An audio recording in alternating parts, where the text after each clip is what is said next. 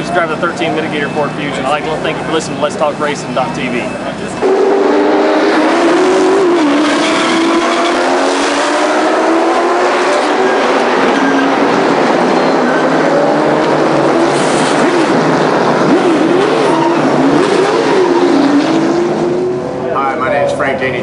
Driver of the number 5 Kiker Motorsports Camry.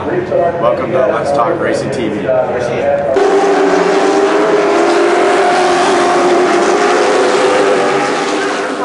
With Rockingham Speedway. Thanks for listening to Let's Talk Racing.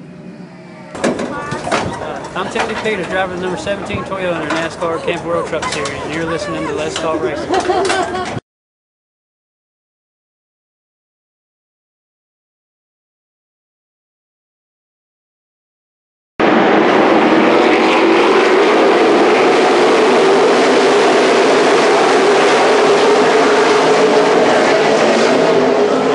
Hey guys, I'm Daytona 500 winner Trevor Bain, and thank you for watching Let's Talk Racing.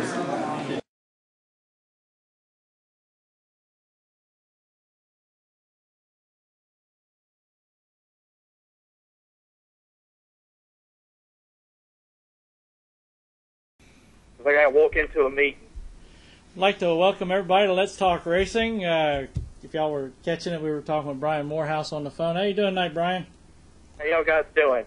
We're doing pretty good. How about you? We're all doing great here. And we're going to ask you some questions about some race car drivers, and you're going to grade them either from a scale of 1 to 10, or if they got an A, B, C, D, or if they completely failed and got an F, and how their driving was. Hey. All right, let's go ahead and hit on the subject we're going to be talking about. It's the past weekend at Langley Speedway. The K&N Pro Series East was running there. Bryan is one of the NASCAR officials out on pit road. He keeps an eye on everybody, and everybody tries to sneak stuff past him. Catch anybody cheating this weekend? Say that again? I said, you catch anybody cheating this weekend? I don't know. No, everything was good. Good race out there. I mean, from what I've heard from the stands, as you know, we don't get to see too much of it. It was really a good race. A lot of side-by-side racing with a lot of competition, and I heard it was very entertaining for all the fans, and they really enjoyed it. Yeah, I mean, it was a nice, good race. Everybody I talked to afterwards, they said that it was one of the better ones they've seen out there for the K&N guys. And so, I mean, they were hustling. They were beating up on each other, trying to get past everybody, get in position.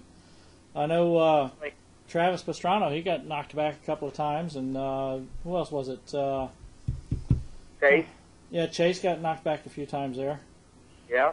Pastrana. Yeah, I mean, it was a lot of good competition. It was a lot of, I think everybody had a lot of fun talking to everybody after the race. You know, the car scene was really good out at Langley, a lot of side-by-side racing. And I tell you, I think it was a really good race, and it looked like Langley put on a heck of a show for getting all the people in there. It was a jammed house. So it was nice to see that. And from what I understand, and talking to Langley management, they're very excited about trying to bring it back again next year. Good deal. All right, we're doing short sets tonight because we got so many people calling in. We're only doing 10-minute segments. All right, let me get your feel on how'd Sergio do for you this weekend? I thought he did real good. You know, I know there was a lot of competition up front with LaJoie. He put on a very good show. Gave it everything he had. He's a great guy, great kid. Got a great future ahead of him. I think he's going to do real good, and you know, more wins are in his future. Good deal. All right, so scale of 1 to 10, 1 being the best. What were you giving? On him, I'd probably give him about I'd give him about 7. 7. Okay. All right, Ryan Gifford. Okay, Ryan, very good guy. I tell you, he had a good running. You know, he's very good on some of these short tracks that we visited.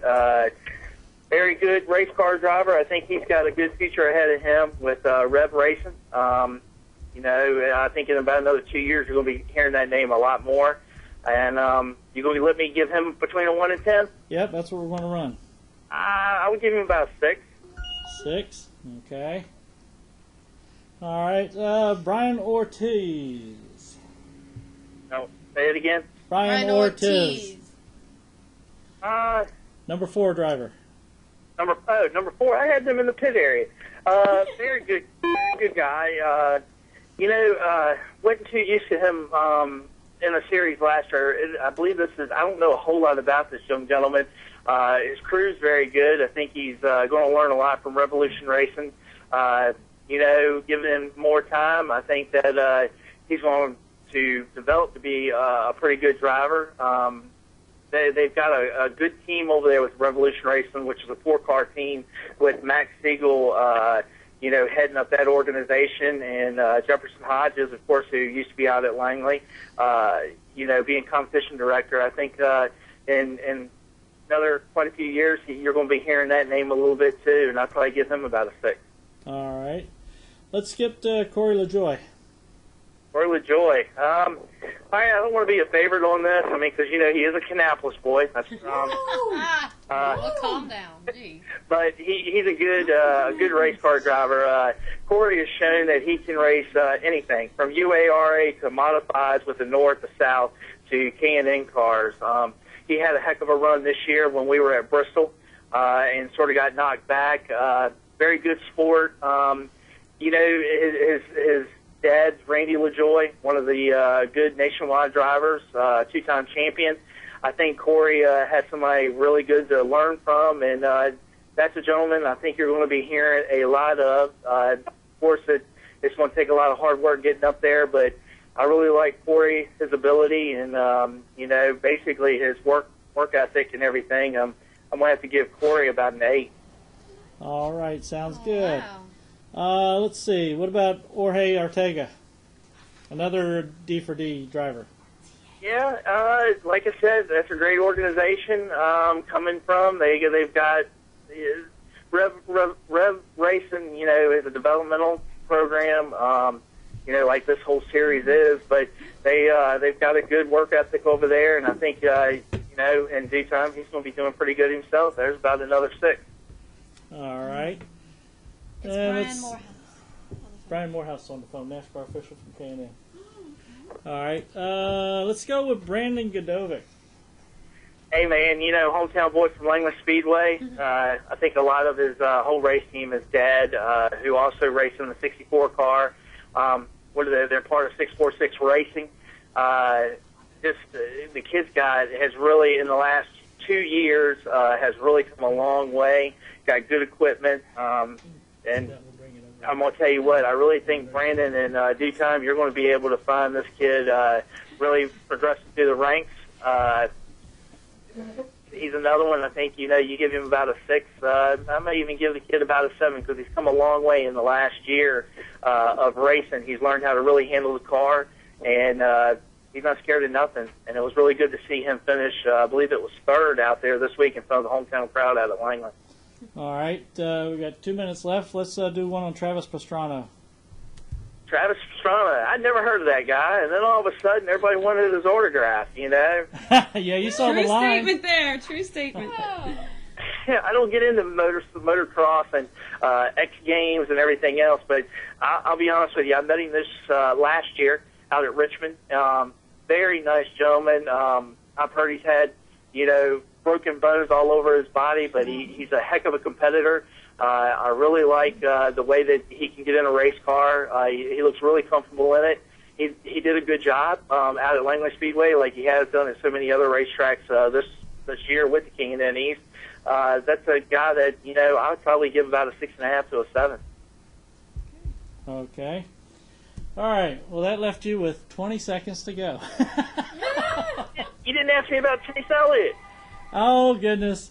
Hey, hang on a second for me real quick. All right. Let's conference this in. Let's talk racing. Hello, may I speak with Roger? With who? May I speak with Roger? This is Jorge Arteaga. Oh, is this Jorge? Yep. Yeah, this is Roger. Let's talk racing. How are you? Good. Jorge Arteaga, how are you? Good, you? This is Bonnie Murray. How you been? Are you ready for this or what? Yeah, hang on a second. Let me finish up with Bryan Morehouse, one of your NASCAR officials out there. I'm going to have you on the line live with him, too, okay? Okay, 10-4. All right, we got you back in, Bryan. We got Jorge has just called in, so I have him standing by while you finish out. And you said you want to say something about Elliott? Yeah, he really did a good job. I saw this weekend, after getting involved in that incident over in turn 4, coming back and battling. And all I can say is, he's got such a great mentor to be able to learn from. I don't know the Bill Elliott thing coming up, so it's really nice to be able to see him be able to show his talent. I think he's going to have a lot of opportunities here in the future. Good. And your grade for him? Great for him. I'll give him a 7. I think he's got a lot of ability, and you're going to be able to see more of it here in the future. And I'd like to see him be able to. He's only 15 or is he 16 now? Man, at that age, all I wanted was a go-kart. He's already in Canaan East. Gee. All right. Well, you go ahead and go do your little party thing with the bigwigs then. All righty, man. Y'all guys take care. We're down here in Kentucky, so. All right, you have fun now. So so you're going to be making popcorn now? You said. Yeah, I'm going to be making Cotton candy, Roger. Gee. Oh, cotton candy. Oh, he's going to Golden Corral then. All right, Brian, we'll let you go. Y'all take care. All right, talk to you later. You too. All right, buddy. And happy birthday to Faith. All right, I'll pass that on to her. Thanks again. Thank you. Okay, Jorge, how are you doing tonight? Hey, Roy, very good, and you? Pretty good. So, what'd you think of Langley Speedway? I loved it. I think it's a pretty good place. It's an awesome place. It's a little bit tricky at the beginning once you get there, but then once you start racing in there, it's hard racing. It's very tough, but it's very funny. It's really nice. Well, good. Brian, you know who Bryan Morehouse is, right? Yep. Yep. Well, he was going through and rating some of the drivers that we were going to be having on the show tonight, you being one of them. And we had him rate from 1 to 10. And I told him 1 being the best, 10 being the worst. I think he flip-flopped. Yeah, he flip-flopped it. I think he was rating from 10 to 1. So anyway, he gave you a rating of 6. 6. Okay, well. Okay, now I will tell you the ratings went. The highest rating was 8, which was Corey LaJoie, and I think that's because he won the race. Probably, yeah. And I think he was a Kannapolis boy too. Yeah, he's from their hometown. And Brian's into the Kannapolis little partiality there, yeah. Yeah. Yeah, probably that's also. But well, it's my first time in there, and it was we started in the back. We started with a new car. We were practicing with a new car. With a new car for us. So I think we're finding our way to go to the best place that we can do every race, and hopefully we can be winning a race soon. Cool. I'd love to see you get out there and get a win in the win column there, definitely. Now, we also got Bonnie here from NASA. You were working with them this weekend, or past weekend. And I hear that was a little bit of a fun thing, too, for you guys. Yeah, it was awesome. We did a lot of funny stuff in there. We went to all the stuff at Langley, NASA. We went to the track. We worked with a lot of people. It was really interesting for me, and they treated us really good. It was first time, my second time in there. The first time was in the combine, but to be able to go there and be with the racing team, with all the people we were working with them, and it was funny. It was good. Did you like the crash testing better or the wind tunnel better, Jorge? I want to be honest. We see a lot of crashes every other day. So I was more impressed with the fun. Really, a lot of engineering. A lot of engineering in there. And then the big fan you have in there for making the air go 250 miles per hour, which is really. Yeah. So I'm gonna stay with that, and really, you guys really took care of us. We were having a lot of information coming to our heads, but it was amazing. Yeah, we did dump a lot of information on you that day, I agree. Good thing it was the day before the race, right? Yeah. But it was wonderful. Yeah, we were able to take the guys into the wind tunnel. The 14x22 is what it's called.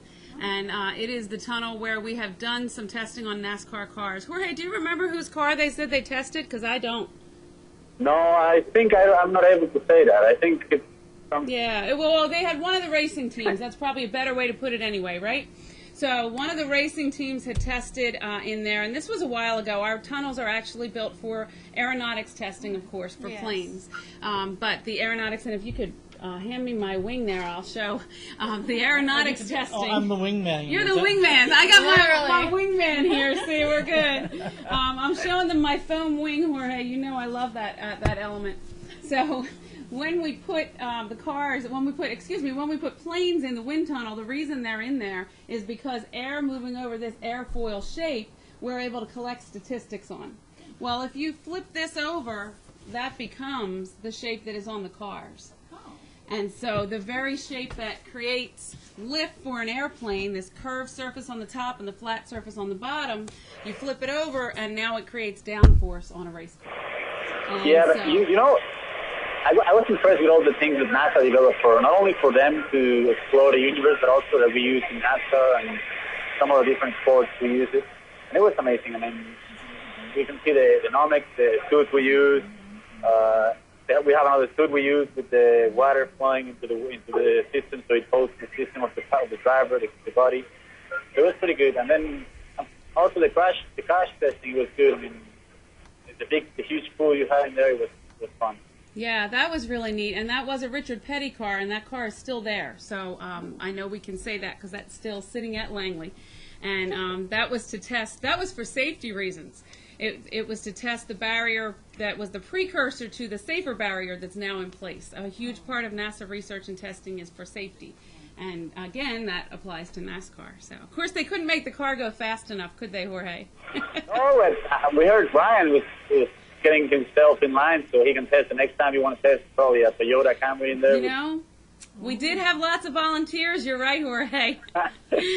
Ryan volunteered to be the driver the next time they want to do crash testing. He did. Oh, I had forgotten that. You're right. Has to be part of the crash testing? Yeah. I'm going to have to tell Ryan he wants to be a test dummy in his next There we go. Well, and I have to tell you, all of that, we took them to several different places. They also saw how rapid prototyping is done. But taking them over to the Virginia Air and Space Center was really a great experience as well. And, of course, that's where we met. And watching you guys interact with the kids is really a special part of the day for me. Just got to bring more uniforms next time. Yeah. Yeah, we did a test with the kids. We told them that if they beat our time, they were going to be able to win a drink. We would buy a drink for them, and they tried really hard. They couldn't do it, but it was amazing how kids were involved in the simulators. They were asking questions about the helmet, the food, the helmet. They obviously asked if we have crashed. We said there's only two different kind of drivers: the one that already crashed, or the ones that are going to crash soon. So they were having fun, and it was nice. We saw there a lot of technology, and again, we really appreciate a lot all the help we received from NASA and also from the track. I mean, the track was really amazing. The fans were there. I think it's the second track that I've seen where the fans are the most loyal in there. Like they go, they find the drivers, they ask for the autograph, take pictures with them, and then they stay after for the race. Well, good. Yeah. All right, well, we're going to start to cut you off here. I want to go ahead and let you go ahead and thank your sponsors. And don't forget your parents. Yeah, obviously, I want to say thank you to all the fans that went to the race. And also the fans that are in Mexico. I was trying to listen and to follow us on Twitter. They're probably listening in the internet right now. And obviously thanks to Toyota, Red Racing, NASCAR Diversity. They are the ones that are making this dream come true, and I feel really grateful for them. And also 3M. Really appreciate all the help of Toyota and NASCAR Diversity. Well, good thing. Well, let us go ahead and let you go. I know you got a lot of things y'all are going to be doing, and we already got our next caller hopping in. Have a good night, and we'll talk to you later. Bye, Jorge. Bye. Thank you, Ray. Let's talk racing. Yes, it's Bryan Ortiz. Hey, Brian, how you doing tonight? Doing good. How are you? Pretty good. Hello, Brian. Bonnie Murray here. I'm doing good. How about yourself? Yeah, we snuck her in because she had some fun time with you guys on Friday before the race, so let her have some fun with you Wednesday I was after over the there race. Saturday, too, hanging out. I didn't see you out there. Anywho, so tell us, what did you think about the Langley Speedway? Well, definitely was a very nice track. The fans were great. The race by itself was a rough one. it was a very competitive, and there was a lot of side-by-side racing, but it was a rough race. Like the pass, everybody was leaning on each other and all that. But at the end of the night, like there was no big issue, any big crash or anything. Like everybody finished, and we were lucky and did a good job and finished three cars in the top 10 for the team. That was really good for us. Yeah. Jorge got 10th, and you got 6th. Yep. Kyle got 7th, and no, Ryan was the only one of you guys that had a bad night. He was down in 18th. He had a flat tire or something like that, because there was one car that had the fenders like pretty turned up, and I think it hit his tire and flat his tire. So I'm sure we could have 4 cars in the top 10. He was doing pretty good too. Yeah, y'all, all 4 of y'all were racing good Saturday night. I've got some video I still gonna put on YouTube later on of where I was catching you running around out there.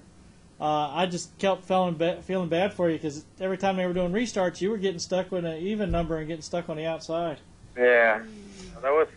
But at the end, I started being a little bit more aggressive, not doing anything bad, but just not letting the people in the inside so much room, and it paid off. Like the last couple of restarts, I could maintain my position or even gain being on the outside. Because there was one restart in particular that I got stuck in the outside and went from like 7 or 8 to 14, or like I lost a lot of position, had to move back again. So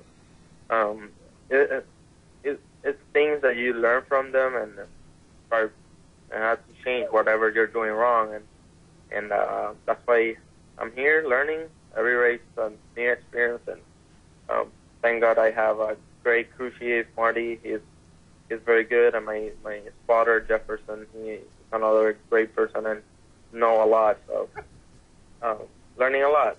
That's the main thing this year. Well, good. I mean, that's the whole thing for the D4D program, and with you guys, with all you do.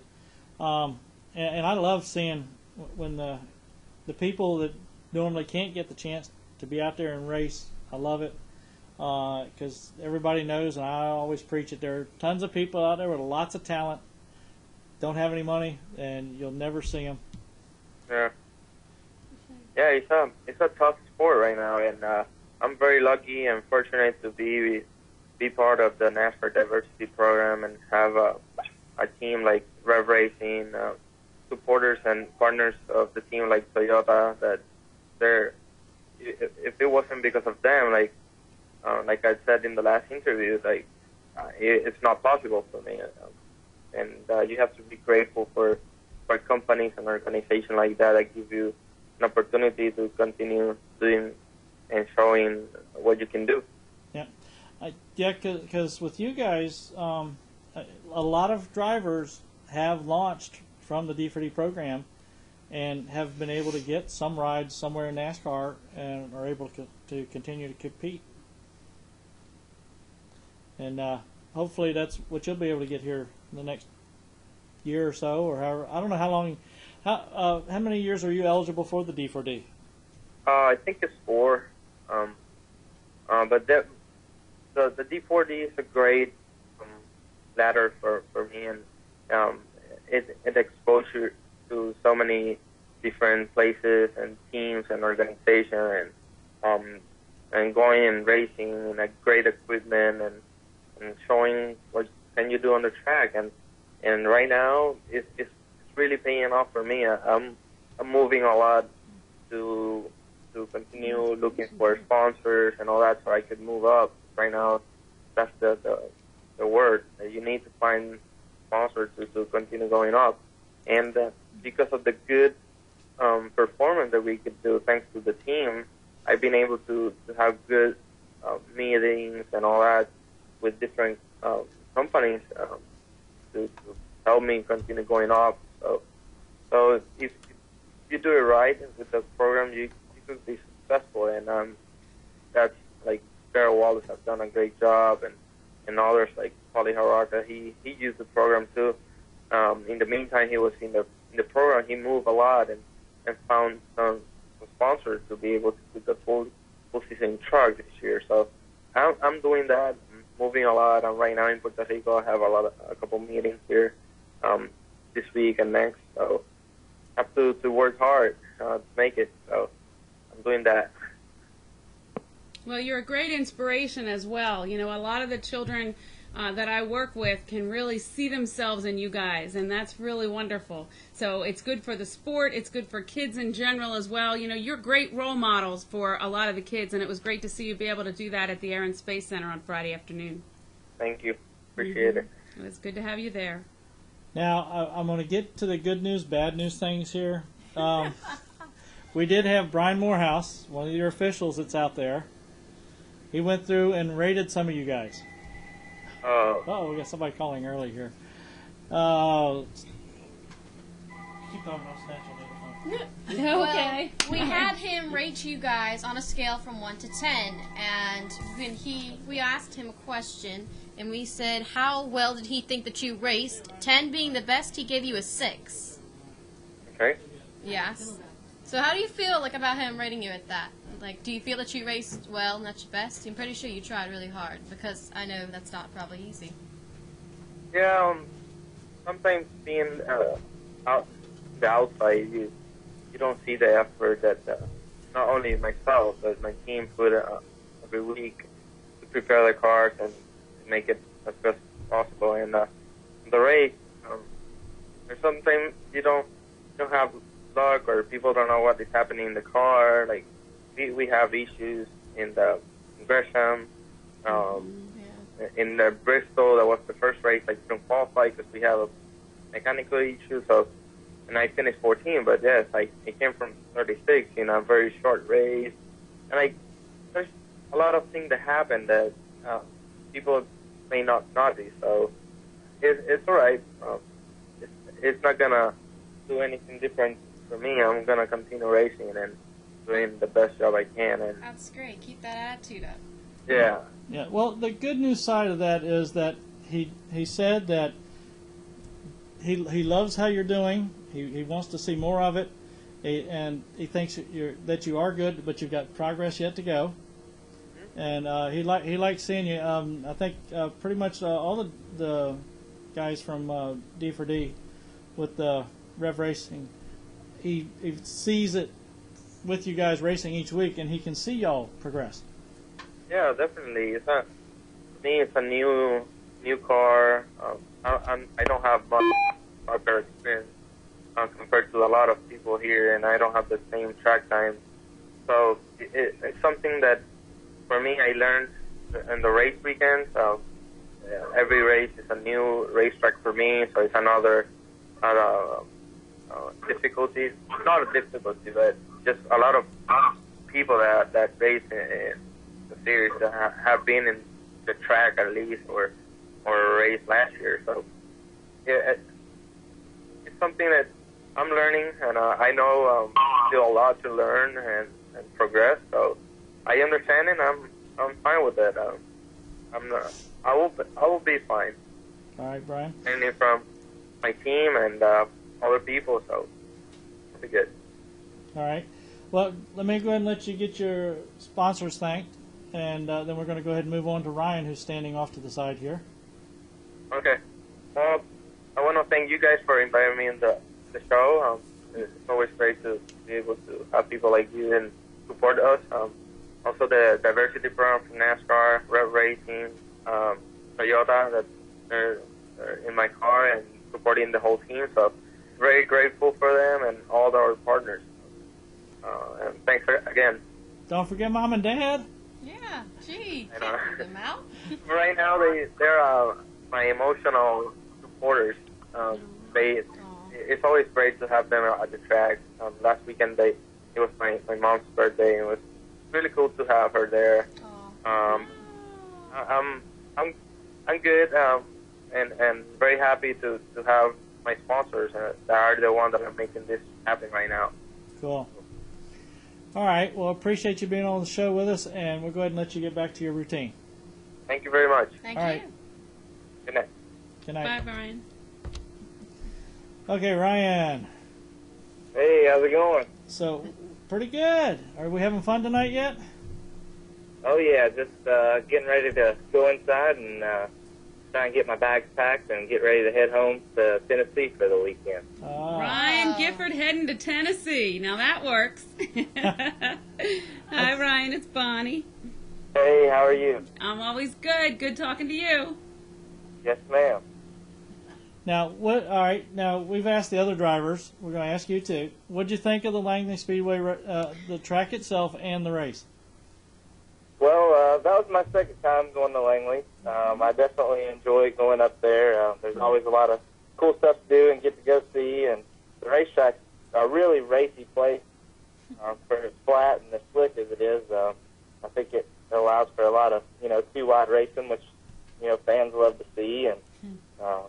And for us to race, to be able to get underneath somebody and actually pass them, makes for a lot more fun race for us. So it was a really cool racetrack for us to get to go to. So I don't know how many flat tracks you get to run on. What would you think about it as far as being the flat track that it is? It's definitely cool. I think the factor of the tire wear is what makes it the best. The cars fall off so much. I think it puts a lot of it back in the driver's hands. And if you race patiently, I think you can kind of be there at the end and have a little bit better car than some of the guys that kind of go hard in the beginning. So that was kind of the strategy that we were trying to play. Unfortunately, it didn't work out for us, but I had a lot of fun and I learned a lot, and I think we took a lot out of it as far as what we needed out of the race car and things like that. We'll learn and go into the next week and see what we got. Yeah, I see from when y'all were racing, you're definitely learning your strategies. You're learning how to conserve the tires, learning how to race the track, which you've got to do to make the car work its best. But also, we don't hear much about the guys that are in there in your crew. They're constantly learning what they have to do to make you go faster, try to understand what you're telling them when you're having problems. Yes, with such a short season, it's so hard to get used to your guys and, get to know what your crew chief needs to hear, and crew chief get to know, your explanation of the car and what you kind of want out of the car and the feel that you want. So for me, this is the first year working with my new crew chief, Dennis Connor, and it's his first year in the East Series. So he's learning, I'm learning. I think everybody's kind of learning what we need out of the car and what we need to go with the certain racetracks. Langley, I think I kind of characterize it as one of the slick tracks with not much grip. So it takes a complete different setup with the car than maybe some of the places you go that are really fast, like Iowa or Dover or something like that. So it's just a really big learning experience, and it makes it really hard with such a short season and the limited testing that we get to do. But we take it a week at a time and try and get what we can and go from there. Well, and the lack of banking is a huge issue there as well, compared to like Richmond where you guys were. Yeah, well, when they go to race, they can only race 1 week up to, or they can practice 1 week up to the time of the race. Mm-hmm. Yeah. So if they're not able to get there, they're SOL at that point in time. Mm-hmm. Now, Bryan Morehouse, one of the officials, he did some grading on the drivers that we were going to be talking to tonight. Good news, bad news. He ranked you 6 out of 10. 10 being the highest. But he had a lot of good things to say about you, Ryan. He sees the potential there for you. And, of course, like everybody else, we're looking to see you up there and get a few wins in this season or next season if you're back with them. I mean, so it was a good thing. He was pretty happy with what he saw everybody, and especially with you guys in the D4D program.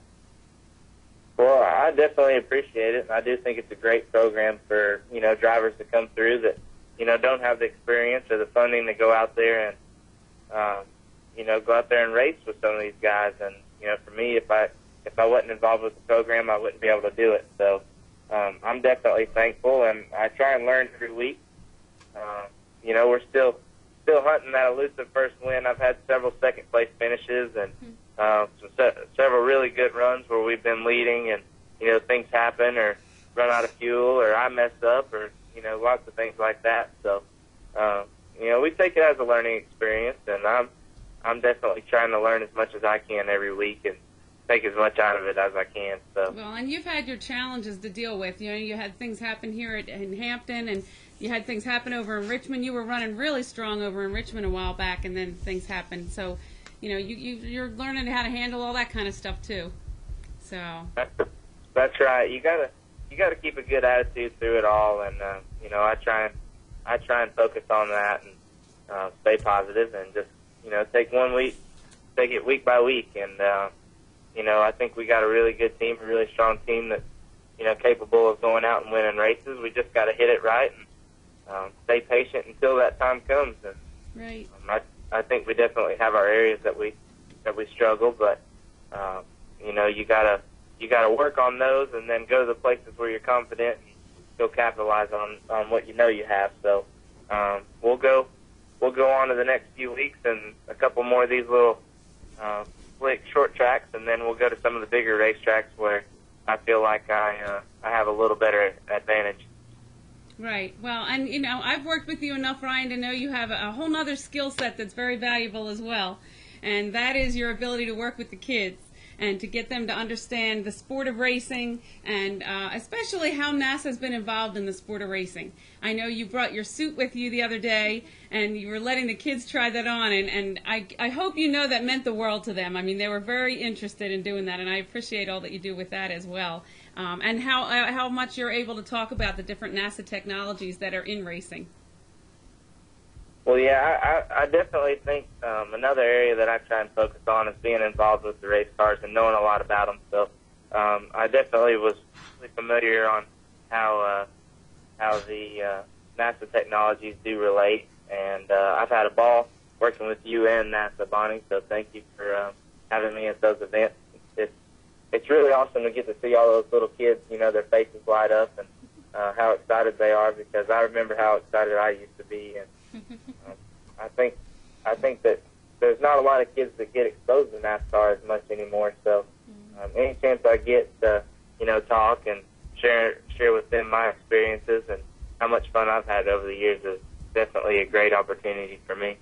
Well, and it has been a great opportunity for the Rockets to Racecars program as well, yeah, because a big part of the Rockets to Racecars program is showing kids how aerospace science relates, as you know, to the racing science, and you've been a great spokesperson for that program. So, yes, I'll work with you any chance I can, Ryan. You know that as well. Hey, Ryan, by the way, did you get your suit back? Because the kids look like they were going to try to keep it.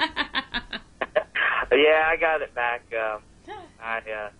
I was a little nervous there for a minute. They were all passing it around. I was like, this thing's going to disappear here in a second. I know. I'll tell you, I was worried. We worked with Ryan down in Charlotte for the CIAA conference that was down there. And for that, Ryan brought his suit and his helmet and everything. Well, so many people had the helmet on, and they're walking around taking pictures. I was really worried your helmet was going to walk away, Ryan. Oh, no. Find it on eBay next or something, you know? That's where it went. Oh, goodness. Well, let us go ahead and let you get out of here and go ahead and thank your sponsors. Okay, well, first of all, I'd like to thank my grandparents, because they've definitely blessed me with a great life and a great opportunity. And without them, you know, believing in me and, you know, putting forth the effort to let me race as a kid and enjoy it, you know, do what I love to do is really awesome. And then I'd like to thank Toyota and Universal Technical Institute. The kids at NASCAR's Technical Institute, they do an awesome job building our motors. They're very reliable. They're up front every week, so I definitely like to thank them. You know, everybody that plays a part into that team is just really phenomenal for believing in what we can do and go out there and run as good as we can. And you know, as a small team, especially with 4 cars, it makes us seem even smaller. So there's a lot of people behind the scenes that come into play that that really help us out. So I definitely like to thank all those people, and I'd like to thank the men above because, like I said, I've been blessed with a really great life and get to do a lot of really cool things that most people don't get to do. So I definitely am thankful for that, and he's definitely a sponsor in my eyes. So I'd like to thank everybody that's helped me live the life that I get to live and have a lot of fun. Well, you do a good job of giving back as well, Ryan, so that's an important element. Well, thank y'all. I appreciate y'all for having me on the show, and I'm going to head back to Tennessee tomorrow and try and run 3 dirt races and then head back and go back to work on Monday. So. All right. Fun up there. You do. I'll keep up with you on Twitter, Ryan. Thanks, Bonnie. All right. Talk to you later, Ryan. All right. Thank y'all. All right. Bye-bye. All right. There's that's 1, 2, 3, 4. the first 4. First 4 calls. Done all the way. All right. Now we got some time to spend with you, Bonnie. Okay. All I'm right. happy to be here. We're good. Glad to have you. Thank you. Glad to be here with you. Bring your toys. That's right. All your gadgets. I grabbed some of my materials. Right. So, so I guess we'll start at the beginning, if that's okay. Right. I work. I'm an education specialist. I work over at NASA Langley Research Center, and I am managing a program called Rockets to Racecars. Rockets to Racecars has 2 components. The first is that there are a lot of NASA technologies that are in racing. For example, we talked about Ryan bringing his driver's suit and letting the kids try it on. And a lot of the technologies that are in the driver's suits actually came from research that NASA did for astronaut suits. That's awesome. In fact, some of the materials, the flame retardant materials and things like that. Same as astronauts. And those NOMEX suits are the same suits that drivers and astronauts wear. But can't you get them cooler?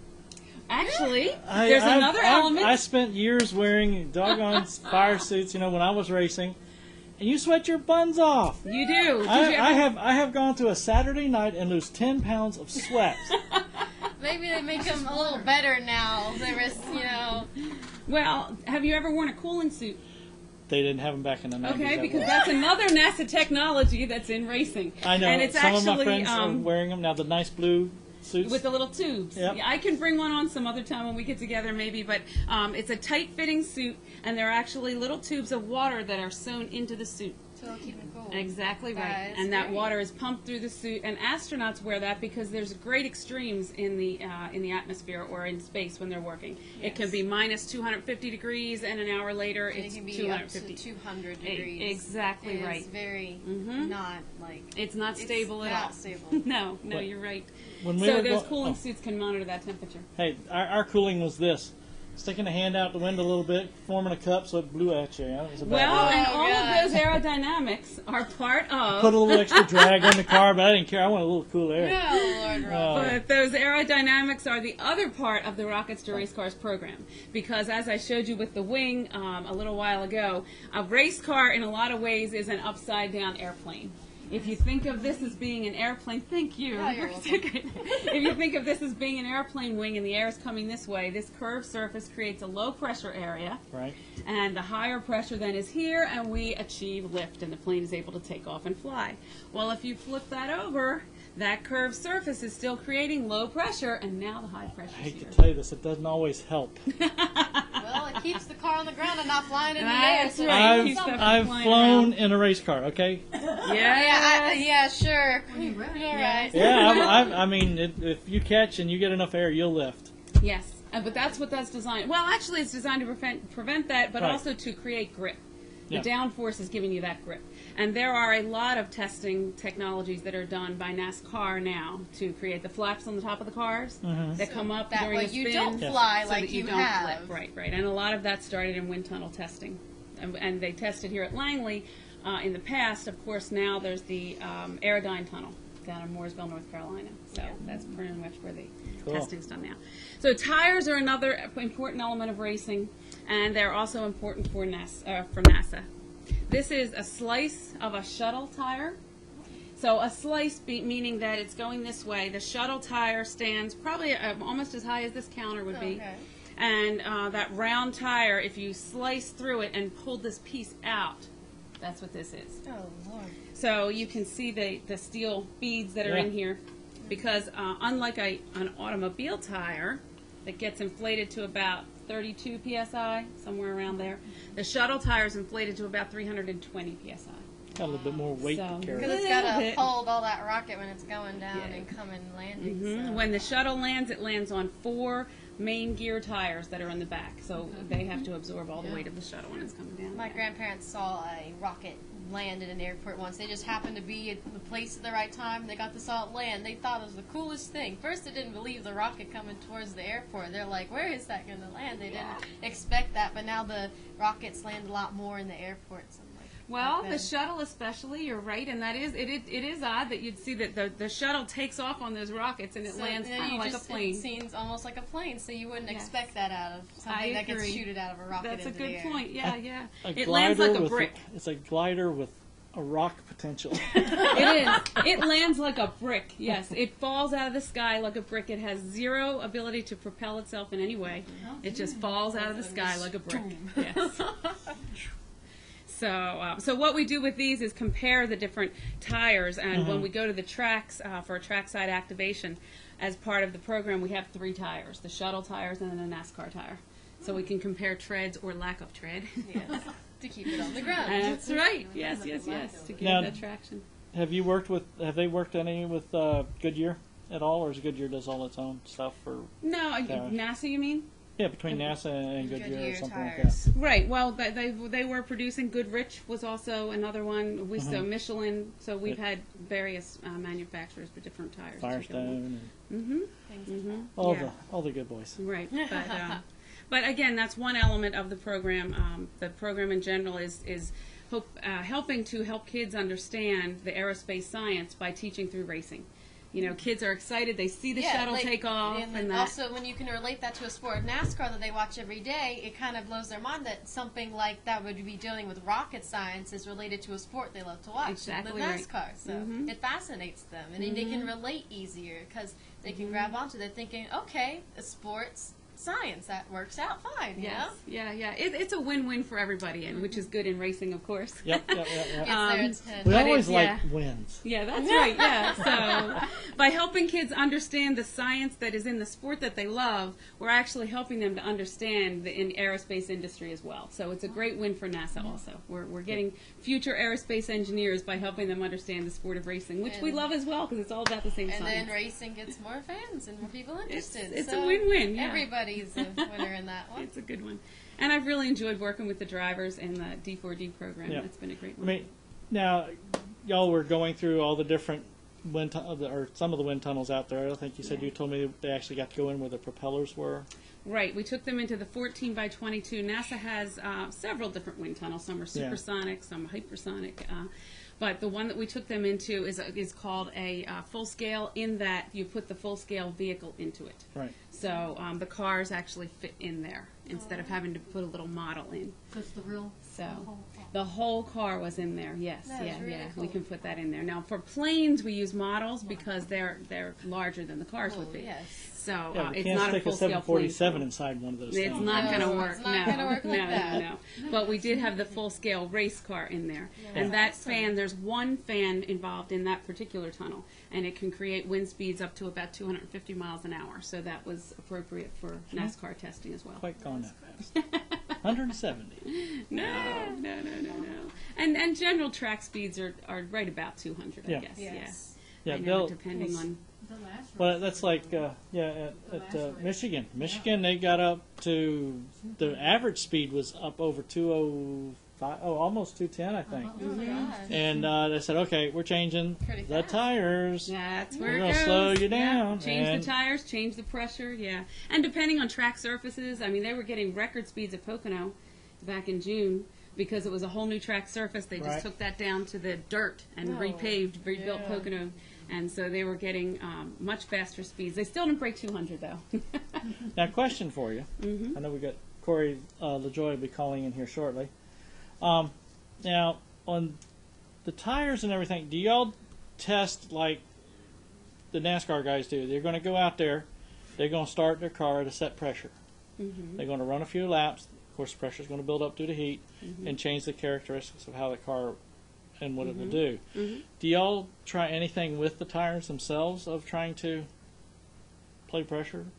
The NASA themselves would be, yes, they would be testing in all areas like that. The Rockets to Race Cars program specifically, where we would focus, is helping kids understand that difference. So that's one of the lessons that we do with kids is helping them to calculate, well, if the tire heats up this much, how much is it going to change that pressure? Yes, exactly right. All physics and stuff like that, calculations. Exactly. And what's beautiful about that is now those math calculations that they just hate to do, they can see, oh, you mean the teams have to do those calculations all the time? It's like, oh, wait. Yes. I mean, give me an example. We would start a race, 100-lap race at here in the late model division at Langley. Left sides would be at 14 on the front and 16 in the back, and probably start out at 25 on the outside set. And as you go along, of course, you're talking about the size of the tires are going to be getting larger as you go. Yes. And the whole idea behind the race car on a circular track is to make the car to naturally want to turn left. Exactly right. Even cambering the tire so that it'll do, yes. You want to, because at that point you want to keep even temperature across the tire. Right. If you've got even temperature, that means your tire's doing the most it can to keep the car. Well, and that was actually one of the issues they had when they did the crash testing at Langley. We talked about, I took them to what's called the gantry, and we had done some crash testing there. And one of the issues they had was getting the car to go straight into the wall. So they had some of the crew members that work at Langley very often to come over to adjust the car so it would go a little more straight. Yes, yes, so it would go straight. So, and getting back to your original question, NASA does research tires for a variety of reasons. The first A in NASA is, of course, aeronautics, and the planes land on tires, so that's all part of what we're researching. And the rover that is on its way to Mars, the Mars Science Lab, will land August 5th, which happens to be race day at Pocono Raceway. So I'll get back to that in a minute.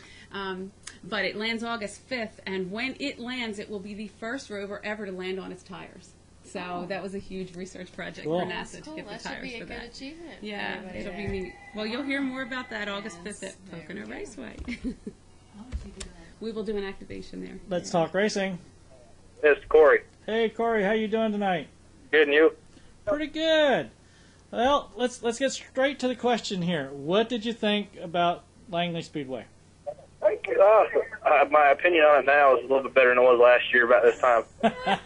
Wouldn't be to the fact that you won the race, was it? Congratulations on your win. Thank you, guys. But yeah, definitely we've run a whole lot better there this year than we did last year.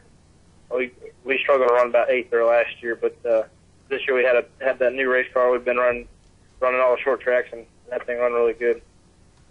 Well, good. Now, what did you? I mean, yeah, you say you like the track. Now, having raced on the track myself, I know that turns 1 and 2 and turns 3 and 4 are nothing like each other. What did you feel when you were running out there and practicing? How did you feel? You found out you had to cure it.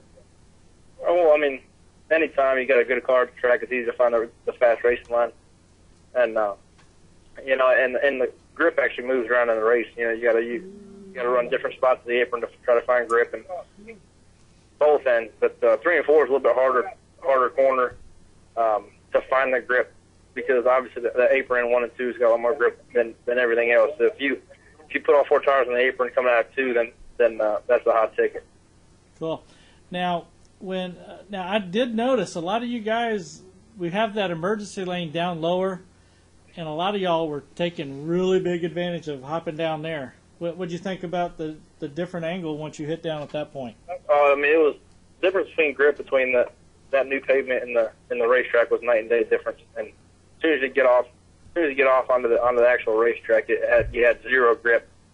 So the longer you can stay on that apron, the better it was. So, but 3 and 4 are a little more tricky, because you had to keep your rolling speed up, so you couldn't really use the apron getting in the corner, and it's so bumpy that the concrete kind of throws you for a loop. So you kind of got to stay on the racetrack in 3 and 4.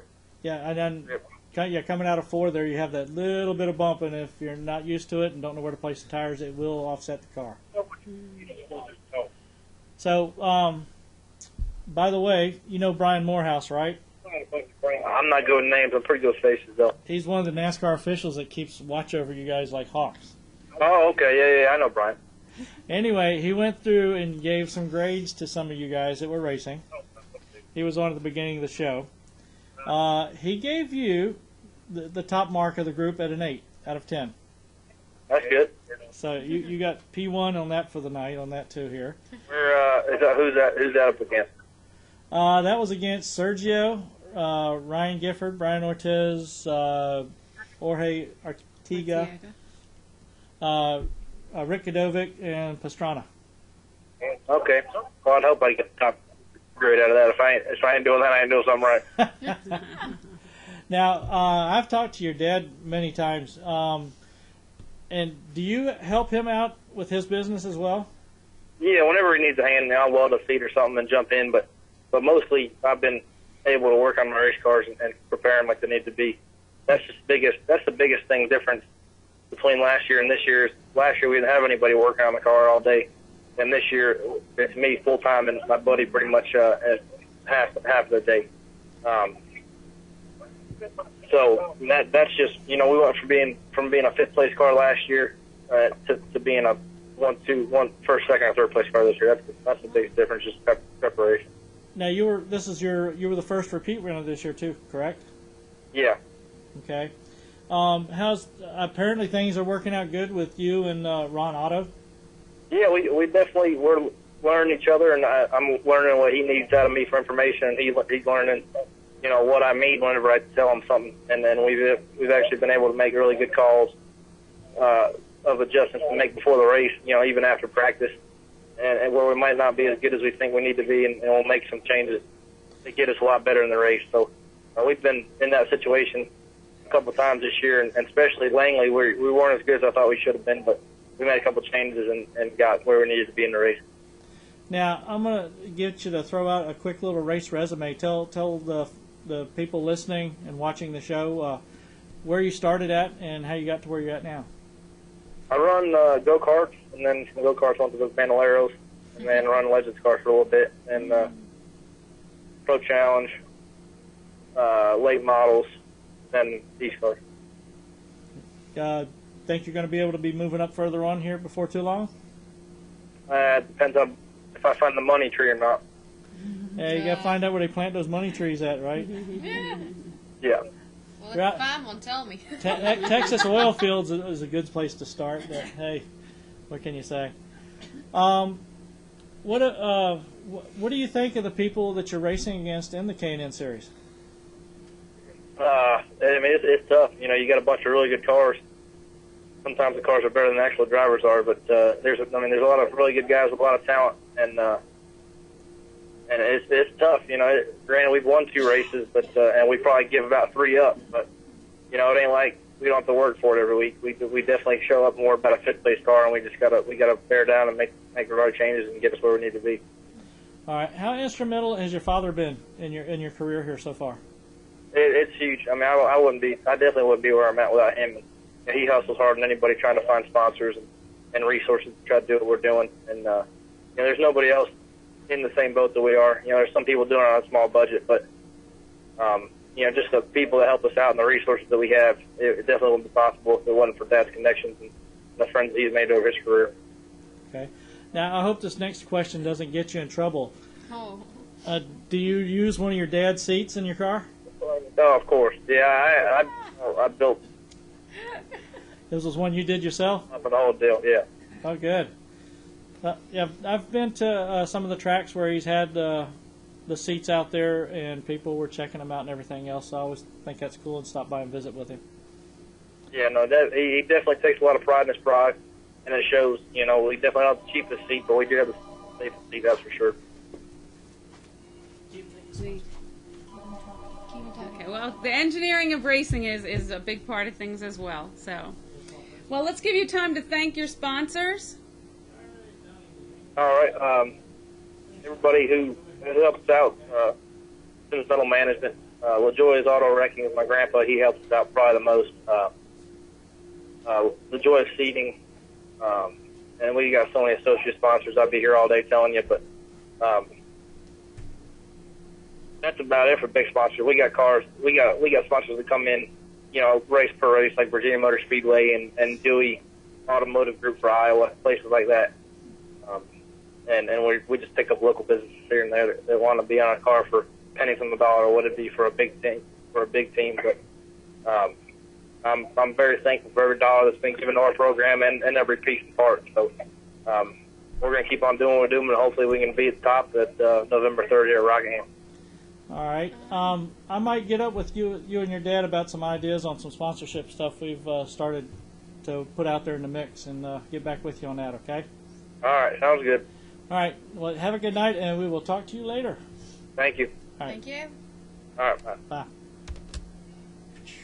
All right. So, next is Johnny Van Doorn. Johnny Van Doorn. Well, it was interesting to listen to Corey talk about the engineering of racing. You know, that's a big part of the NASA program as well, certainly. And we're all about engineering. And racing is the only sport where you can see the engineering during the competition. Yes. There's engineering in every sport, but you don't see it. Right. And you don't really realize it until you look into it. And it really amazes you when you see what all and how they interact with each other. Like NASCAR, I'm a huge science person. That's one of my favorite subjects. So I kind of figured out these cars are going huge speeds, the way the wind goes over it. So me being who I am, I think about stuff like that. And until you really look into it, you never really realize it. That's probably why those kids are so fascinated, because they would never think that something like science would be involved with sports they loved. Right. And I think that's what really sparks their attention and their imagination with it and everything. Yeah, that's a part of it. And they can see that engineering at a race. You know, Michael Phelps' swimsuit went through some NASA testing. But you can't see that when you're watching Michael Phelps swim. You can't. But when you go to a race, you can look in the pits and see the engineering happening. Yeah, and you can see it all happening funny. And people who are very visual, like me, it's cool to see that, and you can understand it more, and it's really fascinating. Yeah. Well, if you've watched Formula One racing, if there's humidity out there, you're going to see basically almost like a contrail coming off that back wing. Yes, you do. I mean, there's a perfect example of watching your engineering at work. Yes. And you'd be surprised how many of the drivers and NASCAR people out there are greatly influenced by the technology and by the engineering simply because they went and studied it themselves. Yes, there's a lot of crew chiefs and things. Ryan Newman is in it. He's the only driver. He has a degree in engineering, yes. But a lot of the crew chiefs and things like that actually had some NASA background or a NASA affiliation. Ryan Newman's one of my men that I go for. Yeah, he's a good racer, that's for sure. Yeah. Ryan's a good guy. Yeah. We could go on and on about him. He has. Well, let's not jab my jaw here. And the aerodynamics of racing alone, I mean, Indy is another one where, those Indy cars, there's enough downforce created by the aerodynamics of an Indy car for it to drive upside down on a tunnel. I tell you what, it was really strange. It blows your mind to think that that'd be possible. Yeah. Right. I mean, when you got something sucking you to the pavement, that's all it takes. Yeah. But yeah, I did like the new design that they came out with the Indy cars. The DW12. Yeah, we have a great video on that. That Rick from Immersion Media gave to us. Yeah. You need to post it on Facebook or something. Do you have a Facebook account? We do not. We do have a Twitter account. NASA R2R is our Twitter account. So so I'll post it on there. I'll post a link to the video on the NASA R2R Twitter, and you can catch it there. Yeah. Cool. We have Johnny Van Doorn. He is a two-time ARCA and CRA Super Series champion. Oh boy! How you doing tonight, Johnny? Hey, I'm doing all right. Thanks for having me on the show. No problem. No problem. Do a little bio here, so since it's the first time you're on the show, the people that are listening and watching can know something about you. All right. Well, I'm 24 years old. I'm currently running the ARCA CRA Super Series. ARCA joined with CRA this year, and it's basically a template body late model series that runs Michigan, Indiana, Ohio. And there's about 14 races on the schedule, and we've done 6 or 7 races so far this year. And I've been fortunate enough to win 2 championships in there, and currently the points leader. And last Saturday's feature winner at Winchester Speedway. Wow, that's really awesome that you're able to do all that. It's quite impressive. It really is, because it's not easy for stuff like that and to achieve it. So congratulations to you on all that. Well, I appreciate that. It's been a fun year so far. That's good. Who's been the largest impact on your racing career so far? Well, growing up, I started racing go-karts, and at that time, that's when Dale Earnhardt was really the man to beat, and really kind of looked up to Dale Earnhardt, just the way he drove and the way he was as a person. And nowadays, as far as driving, I mean, how can you argue with a guy like Kyle Busch? Right, wrong, indifferent, otherwise, he's just a flat wheel man and proves it time in and time again. So I'd say Kyle Busch is a good person as a driver to look up to in today's world. Well, now, so you basically those are the heroes that you had working with you. Yeah, right. That you looked up to. Looking more to actual physical, the people that are in the background there that help get you to where you're at. Oh, well. Drivers, crew, not necessarily mom and pa, because we know mom and pa are always a big driving force. Yes. Yeah, well, I don't race for my dad, and my dad helped me get up to the go-kart rankings and stuff like that. But he's still a big supporter and everything. But I work full time for Port City Racecars out of Muskegon, Michigan, and my boss Harley Bovey, which is a pretty common name in the late model world. He's been a big help. He's really helped me to run a lot of races, and not only helped me, but it also helps the business aspect of it too. So he does gain stuff from it. I drove for Tim Steele. I'm sure that's a common name that people know. I drove for him for 2 years, 2007, 2008. And my current car owner right now, Jimmy Tenbrink, it's actually a guy who I raced on dirt with, and we teamed up in 2009, and that's who I've been racing for ever since. Cool. Now, what part of the country, or now, do you live in the area you're racing in? Yeah, I'm from up by Grand Rapids, Michigan. Okay. I'm trying to think. One of the other guys that's usually on here, he could probably name almost every freaking track there was in your area. What were some of the tracks that you started out with? Berlin Raceway. That's about 10 minutes from where I live, actually. Kalamazoo Speedway, Dixie Speedway, Toledo Speedway is about 3 hours from where I live. So those are the close ones. Ah. Now, coming up through there, did you have a favorite track you liked to go to? Or was it definitely Toledo is my favorite track to go to. It's just a half-mile fast, a lot of grip, the driver's racetrack. If you like going fast and getting up on the wheel, it's definitely a driver's track. There's no finesse there. It's just let her eat and hope you got enough. And, that kind of separates the men from the boys. I always enjoy going racing there every year. Well, now, do you have anything in the works to be moving up in the next couple of years, or is that still something outside that you haven't gotten a handle on yet? I would like to say I got something in the works, but at the moment I don't. I'm still just going to finish the year out with the CRA series with my budget and my team. That's all we can really afford to do. But you're not going to listen to me complain about it, because I'm very grateful for what I've been able to do and very thankful for everything. And hopefully something comes along, sometime soon at the end of the year, whenever. And I've been racing since I was 8 years old, and been trying to make it so I can make a living off of driving race cars, whether it be trucks, nationwide, cup, whatever it be. So hopefully something comes up in the future, but at the moment there's nothing set in stone. Well, I mean, there's always getting your name out, of course. We try to help the drivers out, of course, having them on the show. We have actually linked up some people with some good money.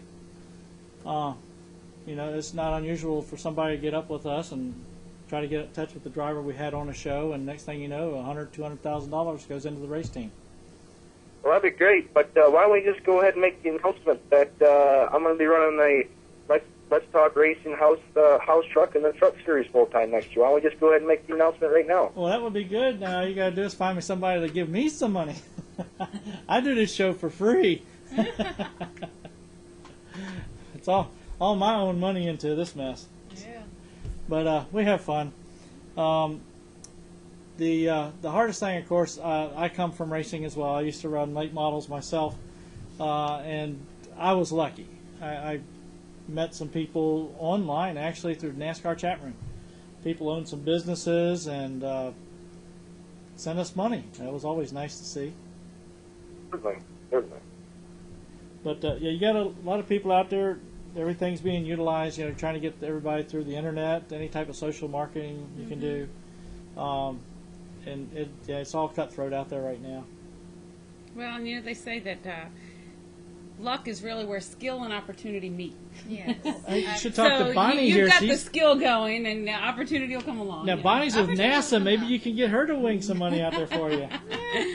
NASA's contribution to racing is mostly in the research that's behind everything. I'm sorry about that reality, but well, let's research to see how fast we can get him to there go. we go. Yeah, I like it. A little more aerodynamics and we'll be there. Creative engineering at its best. I do wish you luck on that, though, and hopefully that you'll be able to achieve that. And if you keep on working on it, I'm pretty sure you can get there. Well, I certainly appreciate that, and there's no giving up anytime soon. And the biggest thing is I just, I really enjoy what I'm doing, and if something comes someday, great. But if not, I'm just it's been fun, and I get to go travel and do a lot of things that most people never get to do in their life, and it's. Yeah. Now you're on Facebook and Twitter too, correct? Correct. You can follow me on Twitter at John Van Doorn 61, and then you can look me up on Facebook / Johnny Van Doorn. All right. No alias, right? Right. No. But yeah, because we want to get that out to people so they at least can start following you, keep up with what's going on. You never know. Somebody might be a business and say, "Hey, let's do something for this young man." Let's give him a Well, yeah, and I have a Twitter that's NASA R2R for Rockets to Racecars. So if you do a mention, I'll retweet that, and we'll send that out as well through our signals. Yeah, NASA would be a good sponsor for a truck ride too. There you go. All right, Johnny. We'll get you back on later on in the year. Well, what's in Can't this talk, water? can you, Roger? Jeez. That's smart sense. I ain't figured that part out. Oh, Lord. Yeah, of course you haven't. Oh, jeez. Anywho, we'll hope to get you back on here again later on in the year, and hopefully have some good news from you about things that have happened. Sounds like a plan. I appreciate you guys having me on the show, and we'll be talking. You can't leave yet. We haven't sent you off yet. You haven't even thanked your sponsors. Come on now. Jeez. Okay, right. Well, yeah, I hate to have your sponsors listen to you talking and on the show, and then all of a sudden, why didn't you mention us?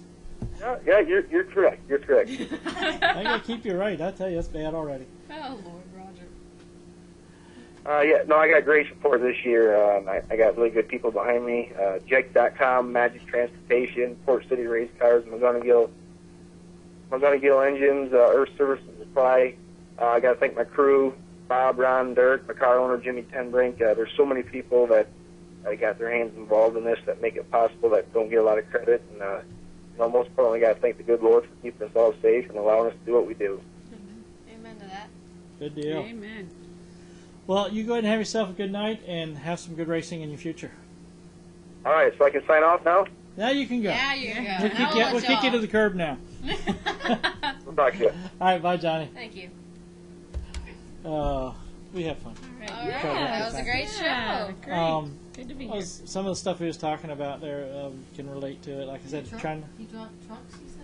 Truck racing? He was saying about trucks, having them sponsor trucks, so I think he's involved in the he truck wants to racing. get up the next It's next one of the level, places he was if hoping to anything. get to, I understand. Yeah. So, yeah. So I wish him luck with that. When He he kept sounds saying like truck, and I was he's trying to understand if he was racing trucks. real or cars. dedicated to that. The CRA Arca's Super... just car, right? Arca CRA. Well, there are ARCA cars, and they do have ARCA trucks. Oh, So okay. he might be So involved in maybe. truck Kept saying racing. trucks, so I thought maybe he was racing. Next Maybe I time could be I'll wrong. have him clarify it. Or Okay, sorry. if you're listening to the show, Johnny, you Right can always back in. call back Tell in us and that, correct yeah. us if we're wrong. Yeah, you can tell us what if we're right or wrong on that. Still waiting for one other person to call in. She's out testing out at Knoxville, Iowa's dirt track. Oh. So she was talking about trying to call in. So they were renting the track for the day and getting out there. Brand new cars they built. Oh man. I should got her hooked up with you guys. Very good, yeah. She runs sprint cars. Oh. So okay. those guys have lots of this on the top. Yeah. Yes, they do. A lot of aerodynamic. The NASCAR R&D Center really does an incredible job with all those aerodynamic pieces and all that. But yeah. No, what I was talking about earlier, getting airborne. Whenever I boy, caught somebody in the let's hear backside the like story. this. Yeah. He broke and tried to jump down as I was past him. Caught him, and I just went up, and came down on top of him. Oh. Tore him up. It only crumpled a little bit of a front bumper bar on mine. But it was, if you looked underneath the car, it was really neat because you had a tire track that went through the oil pan, the drive shaft spinning so it spiraled. No. Then you're going across the rear end housing, and then the fuel cell is nothing but one big black mark. Oh Lord! Wow. Of course, you would be the type of person to get that type of luck and have that happen to you, right? Yeah. Hey, it's fun. You go out there, you do it. If Well, it's and not fun, you say that you've flown. That's right. I'll fly a Cessna myself. Okay. Yeah, well, but it's good on a serious note. It's good to get kids to understand that as well because that's true in all cars. Mm-hmm. So the physics of that is going to take over at some point. And so, when you're a new driver, it's really good to have that experience and understand that that's a reality. Yeah, because like I said, anything basically can fly if it's got the right situation. Got the right. If the physics are right, and yeah. the physics are right. Mm-hmm. Yep. Mm-hmm. It's See all what? about that. Very true. All right, that's testing gravity now. That's something different. Well, if you spin it, it'll give it some rotation and maybe keep it off a little. But I don't think you want to look do at that it. to Look, your mouse, it's would wing. you? It's a wing. Yeah, It is. It's an airfoil shape. Would it you is, want yes. to do that to your... Well, and that's another neat part of NASA is we test to create that safety. Yeah. We don't have to wait till there's an accident. We test ahead of time.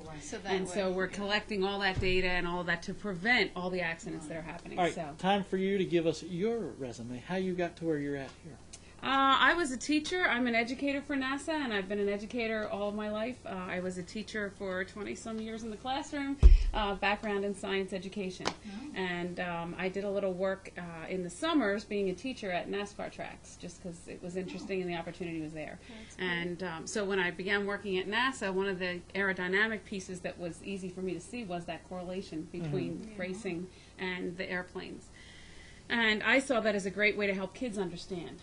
Kids enjoy seeing the shuttle landing or the rocket launches or planes flying, but they don't have nearly as much first-hand, real-life experience with that as they do with a car. Even if they haven't been to a race, which a lot of kids are, racing is the #1 sport as far as attendance in the United States. So even if they but even if they haven't been to a race, they've been in a car.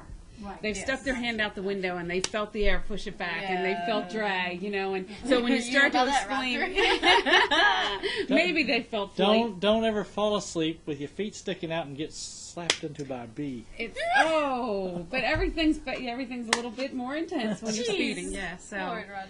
So that science they can understand when you start to explain it to them. And so then when you go to try and get them into the aerospace industry, they have something familiar to relate that to. So they don't feel like they're in an odd place. Or Yeah, it's not foreign to because they them. feel like they don't have anything to relate to that. And then they realize it's more in their everyday life than they seem. Than it really is, yes. And it kind of, it's a little shocker when she realizes it. It's like, wow, this is really involved in what we do in everyday life. Yeah. Racing is a context within which they can understand a lot else that happens at NASA. Another correlation is air traffic control.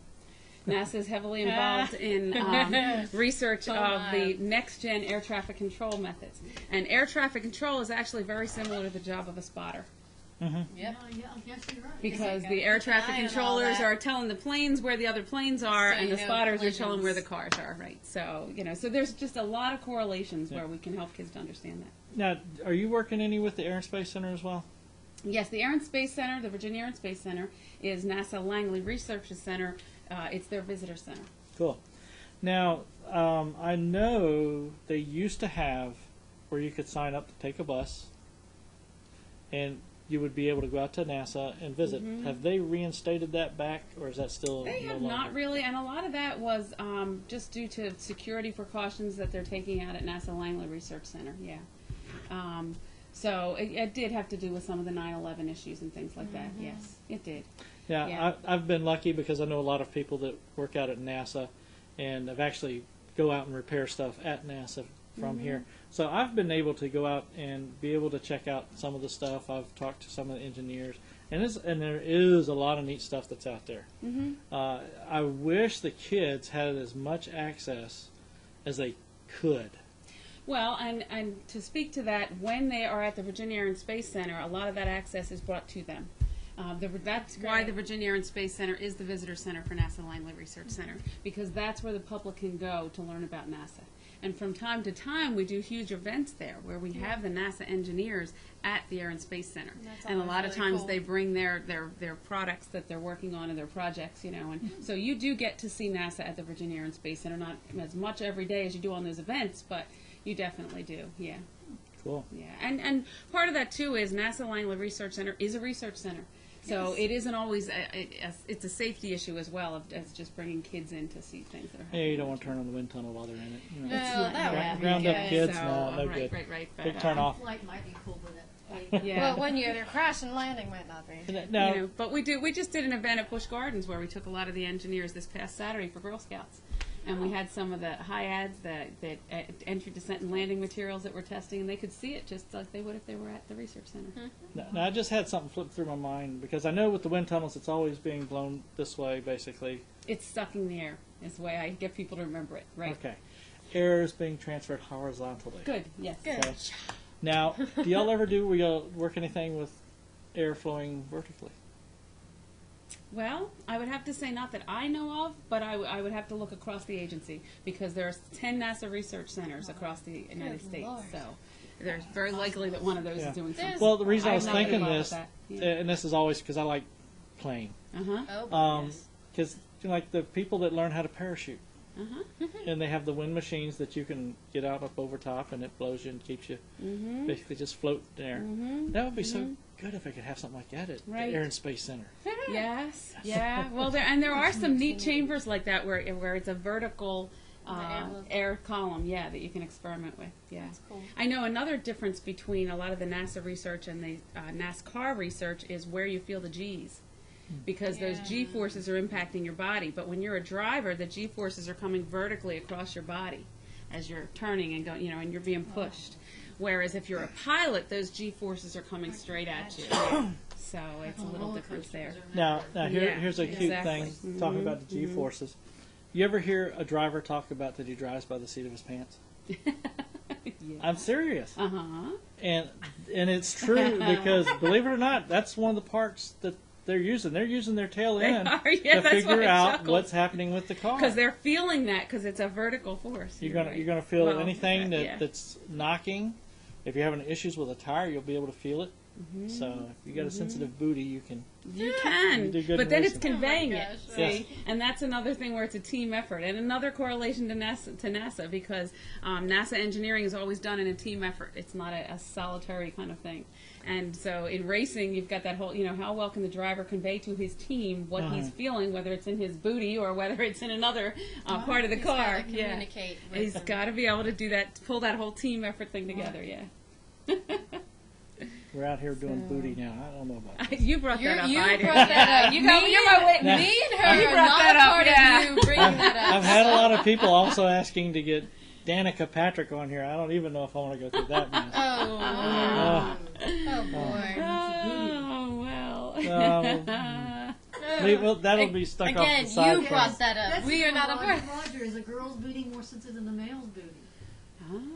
Really? I'll have to that's go a into a question study you could for ask. that. See? I'll have to do a study on that. Because I do know, have a girl involved. not to make this sound bad, I do know a lot of female drivers, and I do, of course, know a lot of the male drivers as well.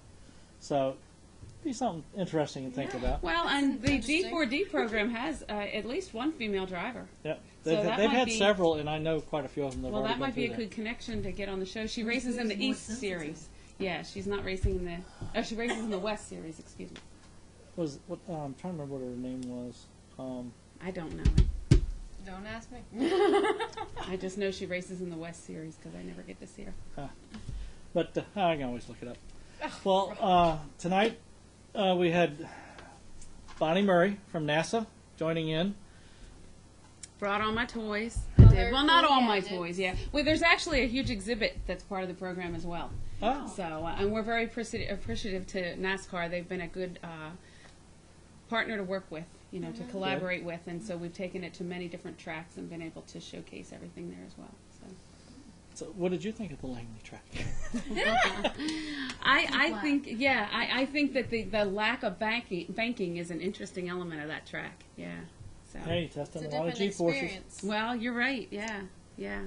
That's true. Of course, I didn't get out and drive on it, so I don't have that experience. Yeah, see, that's got if you ever go to Hickory Motor Speedway, they do have like a ride-along program there. Well, and most of them have the... now, the bigger tracks, you can do the racing experience. Yeah. Yeah. Richard Petty's racing appearance. And they'll pay for those? Yeah. You're going to pay for all of them because they're going to burn fuel and use up tires. There's a cost, yeah. The only thing you can do to get away with it is know somebody has a race car and maybe knew the pace car person. I could, you know, riding around. Well, you don't go that fast. He goes fast enough. Oh, Lord. Not fast like they are, but at least they're right. You're going around the track. Well, I can take her out in my SUV and do that. No, that's not. I'm not going. I heard he flies. He does. I do. Yeah, I'm a little worried about my I was a professional race car driver, so hey. No, your foot was way before you got kicked. Who was my father? Sure. His nickname Wild Bill. He raced with Richard and Lee Petty and did daredevil stunt driving too. So. See that? Well, that Richard Petty car is still out at NASA Langley Research Center. I'll have to look at that and see that. It's pretty beat up, but because we dropped things out there and purposely dropped them, crashed them, helicopters, planes, yeah. Yeah, it's over on oh shoot, what's the name of that street on that side? You're going down the left side of NASA, basically, like you had not to. It's the big tower that you see. It's where the Apollo astronauts trained. The Apollo astronauts trained to walk on the moon there. You'll see really cool. You'll see the rocket sled thing that heads out toward that direction. Stuff, you know. Yeah. It's really amazing. Anyway, we also had Krystal Hurr out here with us tonight also. It's her first time. I'm his niece, and that's how I got on here, and he's been begging me to get on the show, and of course I'm a huge NASCAR fan, so I thought I'd do it, and I'm having a lot of fun. I'll probably be coming back, so you'll be seeing more of me. Good to have you here. Good deal. All right, it's about 8:30. Well, We've been here long wrap enough. things up. Thank you all for watching. Go ahead. If you want to do it, you do it. Yeah, well, thank you all for watching Let's Talk Racing, and please come in and see us more. We'll be talking to drivers that you all probably know and like, and please keep listening. Thank you. You can learn more about the Rockets to Racecars program on the website. That's just nasa.gov/R2R for Rockets to Racecars. If you click on the education button, you'll see videos of me telling you about the education correlations. Good deal. All right. See ya! Hi, my name is Natalie Sather. I drive the 94 K&N Lady Eagle Safety Wear, Butler Built Seats, Bell Helmets, Hooker Harness Seatbelts, number 94 at South Boston Speedway. Be sure to listen to Let's Talk Racing TV. I'm Sam Hunt, drive 42 car on the thing Let's Talk Racing. Hey guys, I'm Daytona 500 winner Trevor Bain, and thank you for watching Let's Talk Racing. Hi, I'm Robert Richardson Jr., driver of the number 23 Dodge Challenger for R3 Motorsports in the NASCAR Nationwide Series, and you're watching Let's Talk Racing. I'm Tony Peter, driver of the number 17 Toyota in the NASCAR Camp World Truck Series, and you're listening to Let's Talk Racing. Let's Talk Racing is brought to you by PC Doctors, Computer Sales and Services. This doctor still makes house calls. And also Hampton Incredible Tees and Signs, both located at 1248 North King Street in Hampton, Virginia.